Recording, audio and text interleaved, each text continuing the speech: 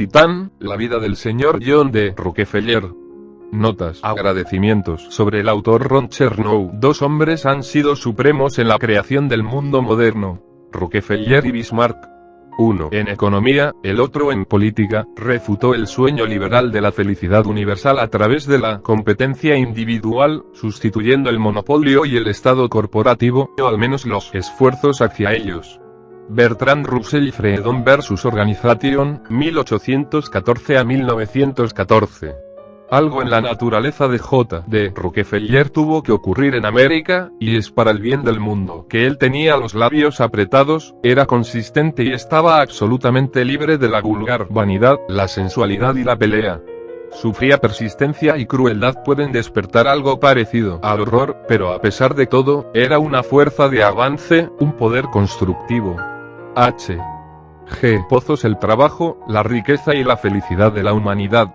Cuando la historia apruebe su veredicto final sobre John D. Rockefeller, es muy posible que su investidura de investigación sea reconocida como un hito en el progreso de la carrera.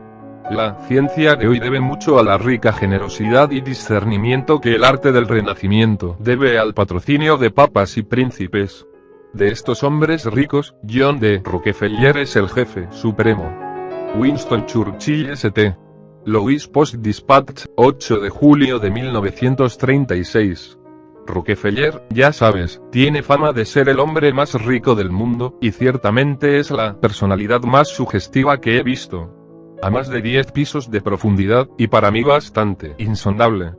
Fisionomía, es decir, de Pierrot, no una lanza de pelo en la cabeza o la cara, flexible, astuto, cuacoso, superficialmente sugestivo de nada más que bondad y conciencia, y acusado de ser el mayor villano en los negocios que ha producido nuestro país.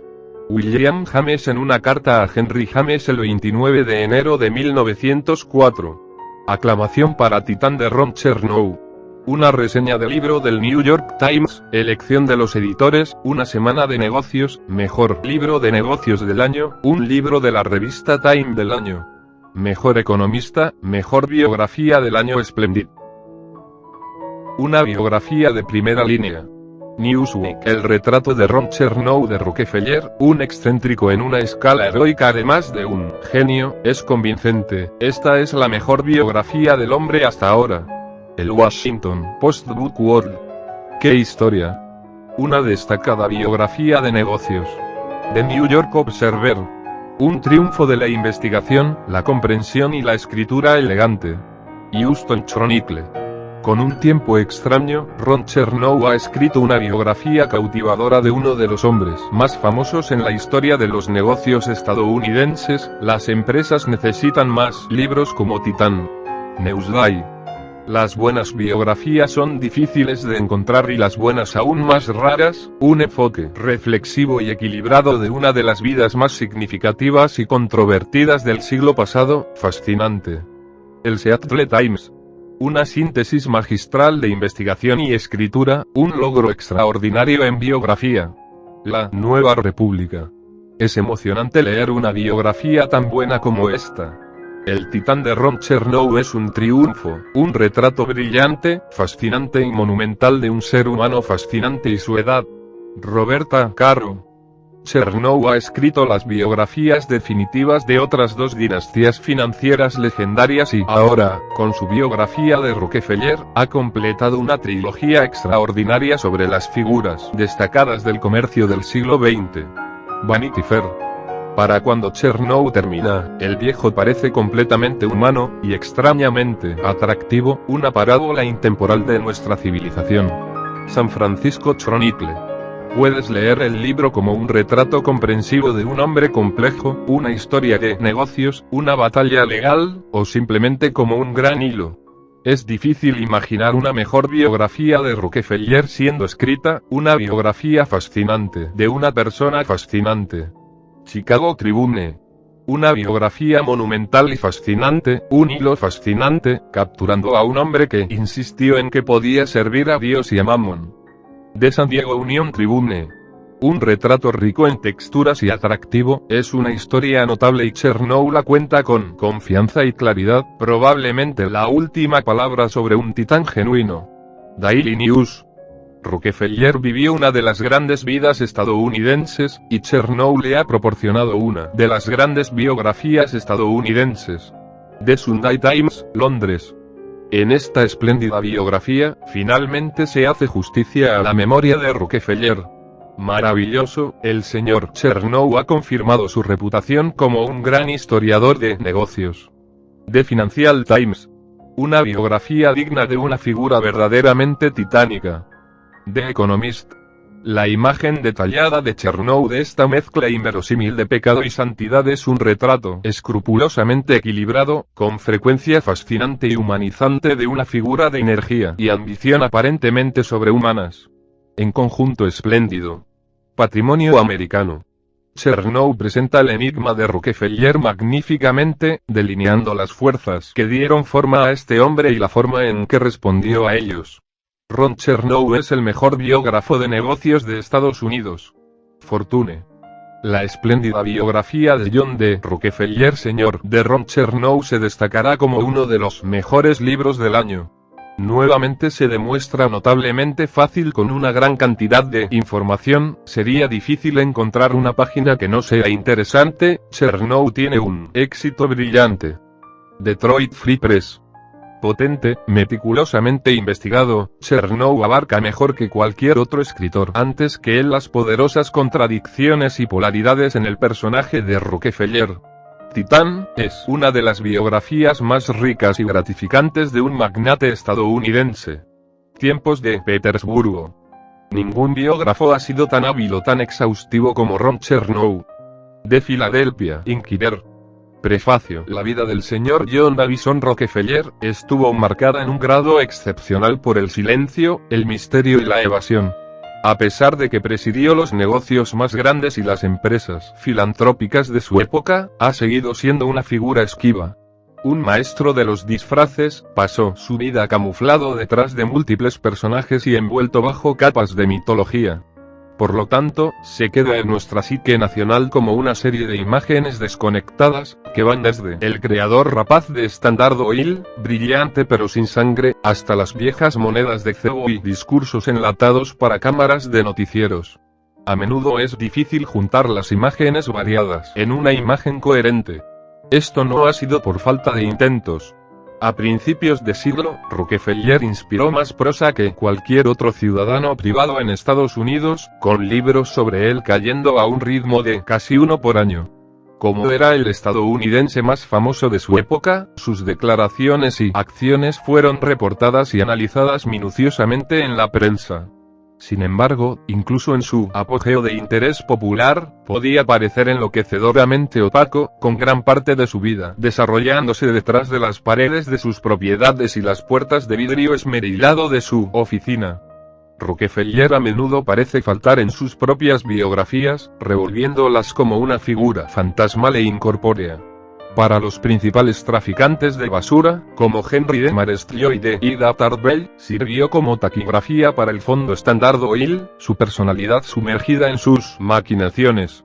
Incluso en la biografía de 2 volúmenes de Allan Nevins, que se esforzó por reivindicar la reputación de Rockefeller, Rockefeller desaparece por páginas en un momento en medio de un torbellino de cargos y contracargos.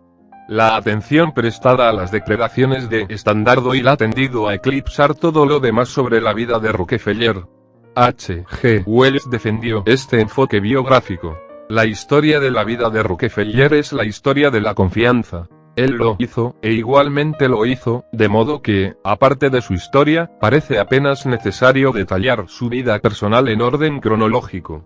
Los biógrafos se han aferrado tan firmemente a esta visión anticuada que aún nos falta una descripción de nuestro industrial más importante del siglo Six que explore sus mundos interior y exterior, y los sintetiza en un retrato completamente redondeado. A pesar de toda la tinta provocada por Rockefeller, sus biografías se han visto empañadas por una repetición entumecedora. Cualquiera que sea su inclinación política, en general, han seguido la misma cronología, han examinado las mismas disputas sobre sus métodos comerciales y han vuelto a contar las mismas anécdotas obsoletas. Uno tiene la impresión de estar sentado en la misma obra una y otra vez, aunque desde asientos ligeramente diferentes en el teatro. Algo de esto se deriva de nuestra concepción cambiante de la biografía. Con la excepción de John D., un esbelto volumen de David Freeman Auque publicado en 1980, las biografías de Rockefeller se publicaron antes de mediados de siglo y traicionan una reticencia victoriana sobre asuntos privados. Cualesquiera que sean sus méritos como reportaje comercial, traicionan una curiosidad post-freudiana mínima. Solo tocan de reojo, por ejemplo, la historia del padre de Rockefeller, un vendedor de bigamista y aceite de serpiente, que tan indeleblemente moldeó la vida de su hijo. Incluso los exhaustivos Nevins mostraron escaso interés en el matrimonio de Rockefeller o sus 3 hijas. Las preocupaciones feministas de nuestros días han producido recientemente 2 libros, Abby Aldrich Rockefeller de Bernice Kert y The Rockefeller Woman de Clarice Stast, que comienzan a abrir este mundo familiar sellado herméticamente. La vida social de Rockefeller más allá de la oficina, sus amistades, pasatiempos, deportes, etc. ha sufrido un descuido igualmente conspicuo. Otros asuntos que justifican la investigación incluyen los puntos de vista políticos y la teoría de los fideicomisos de Rockefeller, su actitud hacia las relaciones públicas, su administración de sus inversiones más allá de Standard Oil, su transferencia de dinero a sus hijos y sus ambiciones dinásticas, su persistente fascinación por la medicina y la impronta. Dejó las muchas filantropías que dotó. También ha habido una notable falta de curiosidad sobre los 40 y tantos años que pasó en la jubilación, y algunos biógrafos omitieron esas décadas por completo. Sin embargo, fue durante esas décadas que John D. Rockefeller, Jr. perpetuaron y modificaron radicalmente el legado de su padre, un tema al que le dedicó considerable atención. Cuando Random House propuso que escribiera la primera biografía completa de Rockefeller desde la de Ian Nevins en la década de 1950, francamente me negué, convencido de que el tema había sido agotado por escritores demasiado ansiosos por capitalizar su fama. ¿Cómo podría uno escribir sobre un hombre que hizo un fetiche tan secreto? En la literatura existente, se encontró como un autómata talentoso en el mejor de los casos, una máquina malévola en el peor. No podría decir si era un hombre hueco, muerto por la búsqueda de dinero, o alguien de gran profundidad y fuerza, pero con un misterioso autocontrol. Si lo primero fuera cierto, lo rechazaría respetuosamente. En el improbable caso de que esto último fuera cierto, bueno, entonces estaba intrigado. Para resolver el asunto, pasé un día en el Rockefeller Archive Center en Sleepy Hollow, Nueva York, el depósito de millones de documentos familiares. Cuando les conté a los curadores mis dudas y les expliqué que no podía escribir sobre Rockefeller a menos que escuchara su voz interior, la música de su mente, como lo expresé, me trajeron la transcripción de una entrevista realizada en privado con Rockefeller entre 1917 y 1920. Fue hecho por William O. Inglis, un periodista de Nueva York que interrogó a Rockefeller para una biografía autorizada que nunca se publicó. Mientras estudiaba detenidamente esta transcripción literal de 1500 páginas, me sorprendió. Rockefeller, estereotipado como taciturno y vacío, resultó ser analítico, articulado, incluso ardiente. También era bastante divertido, con el ingenio seco del Medio Oeste. No era alguien con quien me hubiera encontrado en ninguna biografía. Cuando regresé a casa, le dije a Ann Goddard, mi editora en Random House, que ahora estaba ansioso por hacer el libro. Profundizar en los voluminosos papeles de Rockefeller es excavar un continente perdido. Sin embargo, incluso con una documentación tan masiva, tuve la sensación frustrante, al principio de mi investigación, de que me estaba enfrentando a una esfinge. Rockefeller se entrenó para revelar lo menos posible, incluso en cartas privadas, que escribió como si algún día pudieran caer en manos de un fiscal. Con su secreto instintivo, se destacó por emplear eufemismos extraños y frases elípticas. Por esta razón, las 20.000 páginas de cartas que Rockefeller recibió de sus socios comerciales más francos resultaron ser una ganancia inesperada de proporciones históricas. escritos ya en 1877, 7 años después de la formación de Standard Oil, proporcionan un vívido retrato de los tratos bizantinos de la compañía con productores, refinerías, transportistas y comercializadores de petróleo, así como con jefes de ferrocarriles, directores de bancos y jefes políticos. Este panorama de avaricia y astucia debería sorprender incluso a los estudiantes más icónicos de la Edad Dorada. También fui extremadamente afortunado de tener acceso a los documentos de 5 distinguidos predecesores, todos los cuales dejaron archivos completos de investigación. Revisé los abundantes documentos de Ida Tarbell en el Museo Drakewell en Titusville, Pensilvania, Henry D. Marest Lloyd en la Sociedad Histórica del Estado de Wisconsin y Allan Nevins en la Universidad de Columbia, además de los de William O. Inglis y Raymond B. Fosdick, el autor de la biografía oficial de John D. Rockefeller, Jr. en el Rockefeller Archive Center. Estas colecciones contienen una gran cantidad de entrevistas contemporáneas y otros materiales que solo fueron utilizados en parte por sus autores. Como muchos magnates de la Edad Dorada, Rockefeller fue glorificado por biógrafos partidistas, que no podían ver nada malo, o vilipendiado por críticos vitriólicos, que no podían ver lo correcto. Esta unilateralidad ha sido especialmente dañina en el caso de Rockefeller, que era una mezcla tan inverosímil de pecado y santidad. He tratado de operar en el gran espacio entre polémicas y apologéticas, motivado por la creencia de que la vida de Rockefeller era una pieza y que Rockefeller, piadoso y estudioso de la Biblia, no era simplemente una fachada astuta para el pirata corporativo. Los aspectos religiosos y adquisitivos de su naturaleza estaban íntimamente relacionados. Por esta razón, he enfatizado su bautismo evangélico como la clave de acceso que desbloquea muchos misterios de su vida. Aquellos que deseen ver a Rockefeller demonizado o canonizado en estas páginas se sentirán decepcionados. Este parece un momento propicio para resucitar al fantasma de Rockefeller.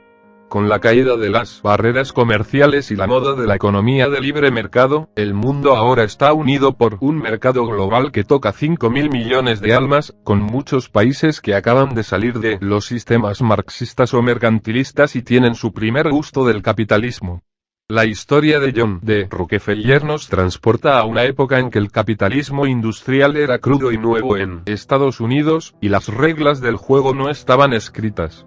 Más que nadie, Rockefeller encarnó la revolución capitalista que siguió a la guerra civil y transformó la vida estadounidense. Él encarnaba todas sus virtudes de ahorro, autosuficiencia, trabajo duro y empresa incansable. Sin embargo, como alguien que se burló del gobierno y se burló de los competidores, también personificó muchos de sus vicios más atroces. Como resultado, su carrera se convirtió en el punto focal para un debate sobre el papel adecuado del gobierno en la economía que ha durado hasta nuestros días. Preludio. Lengua venenosa. Leer este libro me recuerda hechos y situaciones que había olvidado por años, reflexionó John D. Rockefeller. Desentierra cosas pasadas y muertas, para que se pongan frente a mí una vez más, con vida. Me alegro de eso, me alegro mucho de ello. Durante meses, Rockefeller había escuchado a su biógrafo autorizado leer en voz alta de Henry D. Marest Lloyd Sue Alta Gains, Nuez, un recuento salvaje de su carrera publicado en 1894. Ahora retirado y a fines de los 70, el hombre más rico del mundo había accedido a regañadientes a recordar a puerta cerrada. A partir de 1917, durante 1 hora cada mañana, Rockefeller respondió preguntas mientras se desplomaba en un sillón o recostado en un salón en su habitación en Kikwit, una mansión georgiana ubicada en medio de la belleza del bosque de Pocantico Hills en el condado de Westchester. Sereno en su conciencia, convencido de que Dios había bendecido su carrera y de que la corte de la historia lo absolvería, Rockefeller se había sometido a este ejercicio solo para complacer a su hijo, que quería limpiar el apellido de toda controversia. Como Rockefeller le recordó a su Boswell designado, el afable William O. Inglis, un periodista reclutado de la vieja némesis de Rockefeller, El Mundo, pero por la solicitud urgente de mi hijo, que no está familiarizado con esta historia. Nunca me habría tomado el tiempo y la molestia de hacer una refutación a estas preguntas.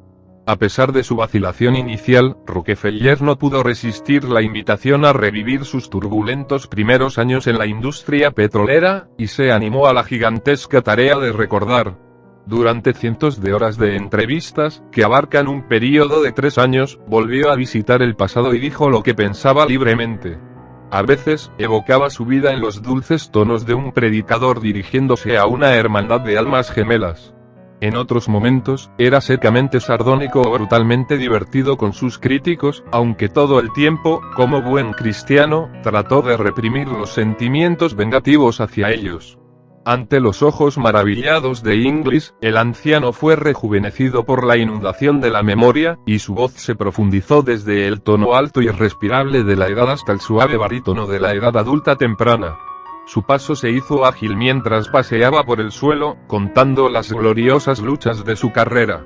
Lejos de evitar la controversia, Rockefeller sugirió una estructura novedosa para esta charla retrospectiva.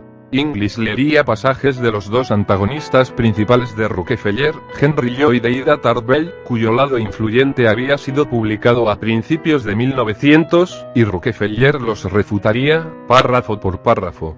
Después de haber desestimado sus acusaciones por debajo de su dignidad, no se había dignado leerlas cuando aparecieron por primera vez. Ahora, en una medida de su enérgica confianza en sí mismo, decidió abordar los cargos más duros a quemarropa. Estuve reacio durante 8 meses a decir algo en respuesta a estos tontos escritores, señaló, pero ahora que me he metido en eso me parece interesante.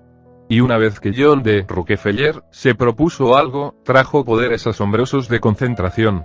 Cuando Rockefeller emprendió esta defensa extendida, él claramente creía que había sido vindicado en el tiempo desde que estos periodistas habían ennegrecido su reputación a principios de 1900 y lo hicieron el hombre de negocios más odiado de Estados Unidos.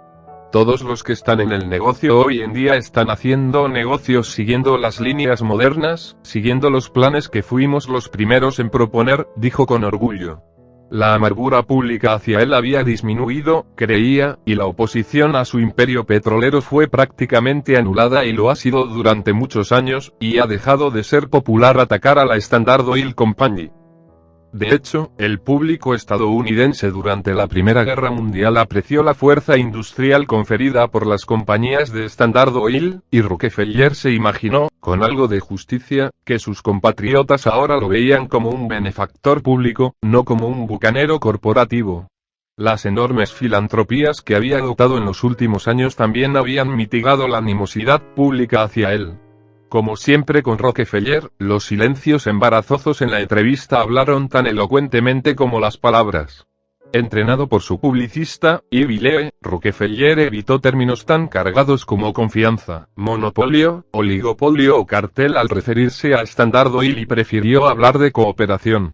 Expresó su desprecio por el mundo de los mercados libres de los libros de texto evocado por Adam Smith. Qué bendición fue que la idea de cooperación, con ferrocarriles, con líneas telegráficas, con compañías siderúrgicas, con compañías petroleras, entró y prevaleció, para tomar el lugar de esta condición caótica en la que los virtuosos académicos conocen, los negocios estaban haciendo lo que ellos interpretaron como el servicio de Dios al comerse mutuamente. Durante la entrevista de 3 años, Rockefeller nunca aludió a su revés más agudo. El desmembramiento de Standard Oil en 1911 por parte del gobierno federal en docenas de compañías constituyentes. Anulando el veredicto de la Corte Suprema por un truco de memoria, Rockefeller habló de Standard Oil como si el viejo monolito aún estuviera intacto. De todas las poses que asumió, quizás la más difícil de mantener fue que no guardaba rencor contra sus detractores. Salpicó su charla con referencias a su naturaleza indulgente. Los representantes de Standard Oil Company aprecian los sentimientos más amables y fraternales incluso hacia aquellos que más los maltrataron, y están listos para expresar su debilidad e ignorancia y cualquier otra cosa que los esté controlando. Además, y a aquellos que tienen pronunciadas contra esas duras palabras, no apreciamos ningún resentimiento. Errar es humano, perdonar es divino.